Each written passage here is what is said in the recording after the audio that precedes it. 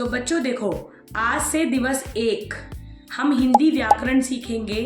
30 दिन जो हम हिंदी व्याकरण सीखेंगे ये हमारे क्लास 4 से लेके क्लास 8, 9, 10 तक के बच्चों के लिए हम सीखेंगे। तो जो भी मेरी ये वीडियो देख रहा है वो बहुत ध्यान से देखे ताकि हम बेसिक से एडवांस हिंदी व्याकरण को सीख पाए और हमें ज़्यादा मेहनत भी ना करनी पड़े। तो आज का दिन है हमारा दिवस 1। उसमें हम क्या पढ़ेंगे वो ध्यान से सुने। भाषा की सबसे छोटी इकाई क्या है, मतलब भाषा की सबसे छोटी यूनिट क्या है। तो यूनिट है हमारी वर्ण और अक्षर। ठीक है, भाषा की सबसे छोटी इकाई होती है वर्ण या उसको अक्षर भी कहते हैं। बेटा एक चीज और, जो भी भाषा होती है मीन्स लैंग्वेज, इसकी यूनिट का मतलब होता है कि जैसे हम इंग्लिश में पढ़ते हैं ना लेटर्स, ऐसे ही हम हिंदी में पढ़ते हैं वर्ण। ठीक है, तो यहाँ से हमारा शुरू होता है। वर्णों के समूह मतलब ग्रुप ऑफ लेटर्स या निश्चित क्रम मतलब एक प्रॉपर सीक्वेंस में जो हम लेटर्स को लिखते हैं आ ई ई, इसके व्यवस्थित ढंग को क्या बोलते हैं, तो उसको बोलते हैं वर्णमाला।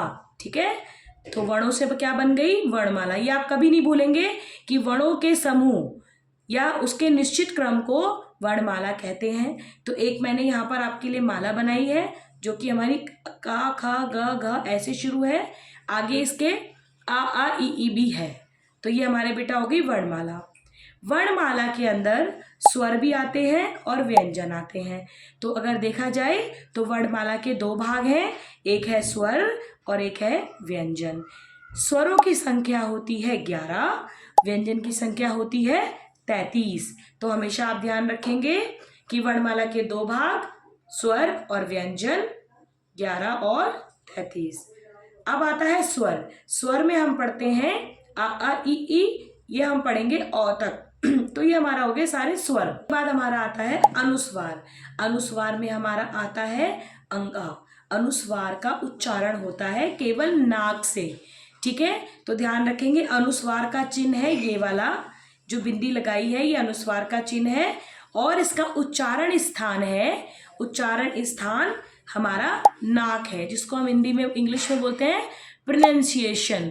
तो आप जब इसको बोलेंगे, इसका उच्चारण करेंगे तो वो सारे शब्द नाक से आएंगे। जैसे कि हमारा आ जाए शंख, ये हमारा नाक की ध्वनि को देखना है, शंख। ठीक है, आगे नंदन, या है ना, ये हमारा होता है अनुस्वार। अनुनासिक स्वर, अनुनासिक में आपका नाक का उच्चारण है मतलब नासिका का, और आपका मुख का भी उच्चारण है।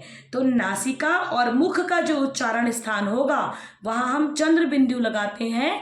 जैसे आंख, आंख में देखो नाक और गले का, तो जब आप इसको पढ़ेंगे तो नाक पर और गले पर अपना हाथ रखेंगे तो दोनों में आपको वाइब्रेशन फील होगा और आप लगा देंगे चंद्र बिंदु। ठीक है, जैसे कि पंखा, पंखा में नाक का उच्चारण है। ठीक है, लेकिन अगर मैं बोलती हूँ बकरियां तो उसमें हमारा नाक और गले में है या, तो हमारा वो हो गया अनुनासिक। तो इस तरीके से एक अंतर है अनुस्वार और अनुनासिक में। तीसरा स्वर होता है आगत स्वर। आगत स्वर में ये वाला चिन्ह है, ये वाला चिन्ह बेटा, और इसमें सारे अंग्रेजी के शब्द होते हैं। अंग्रेजी, अंग्रेजी से, अंग्रेजी भाषा से लिए हुए शब्द होते हैं। तो अंग्रेजी भाषा से हमने क्या शब्द लिए हैं, जैसे हमने लिया बॉल, तो ऑ न लगा के हम ये लगाएंगे। ये वाला जो होता है ये हमारा आगत स्वर है, उसका ये चिन्ह है और वो ये लगता है।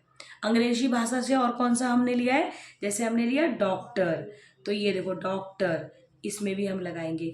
एक और है जहाँ हम घूमने जाते हैं मॉल, तो ये देखो मॉल लिखा है और ये, तो ये आगत स्वर है। ठीक है, तो इस प्रकार से आज से हमने शुरू करा है। आशा करती हूँ कि आप मेरे साथ रोज पढ़ेंगे और 30 दिन में अपना परिवर्तन देखेंगे। धन्यवाद।